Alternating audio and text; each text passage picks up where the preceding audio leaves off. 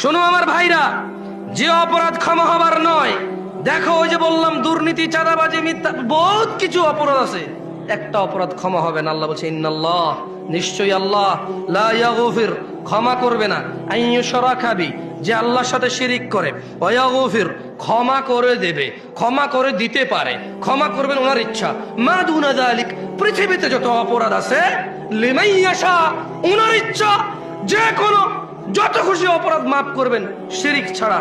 ওয়া মান ইউশরিক বিল্লাহ, যে আল্লাহর সাথে শিরিক করলো, ফাকাদ দাল্লা দালালান বাঈদা, সে সবার চাইতে বেশি পথভ্রষ্ট হলো।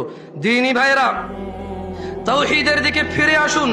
আল্লাযীনা আমানু ওয়া লাম ইয়ালবাসু ঈমানাহুম বিযুলমিন উলাইকা লাহুমুল আমন ওয়া হুম মুহতাদুন, ওয়া হুম মুহতাদুন, হিদায়াত প্রাপ্ত কেউ নয় এই পৃথিবীতে।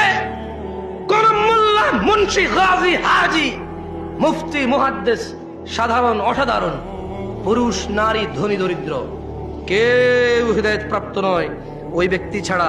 আল্লাহ বলছে যারা ঈমান আনছে। কি আনছে? এরপরে বললেন যে এবং তাদের ঈমানের সাথে শিরিককে যুক্ত করে নাই। দেখছেন সূরা ইউসুফে বলছে ঈমান আনার পর শিরিক করে, রাইট? সূরা ইউসুফে কি বলছে? ঈমান আনার পর। এ দেখেন, এই যে এটা কি সূরা আল আনামের 83 নম্বর আয়াত, এখানেও সেম কথা বলতেছে। তার মানে মুসলমান হওয়ার পরেও মানুষ শিরিক করার সম্ভাবনা, মুসলমান হওয়ার পরে শিরিক করার কি তো নাইলে আল্লাহ আল্লাহ আল্লাহ কেন কোরআনে বলতেছে সূরা আল আনামে যে আল্লাযীনা আমানু, যারা ঈমান আনে, ওয়া লাম ইয়ালবাসু ঈমানাহুম বিযুলম, এবং তাদের ঈমানের সাথে শিরিক করে না, উলাইকা লাহুমুল আমন, নিরাপত্তা তাদের জন্য যারা ঈমানের মধ্যে শিরিক করে না,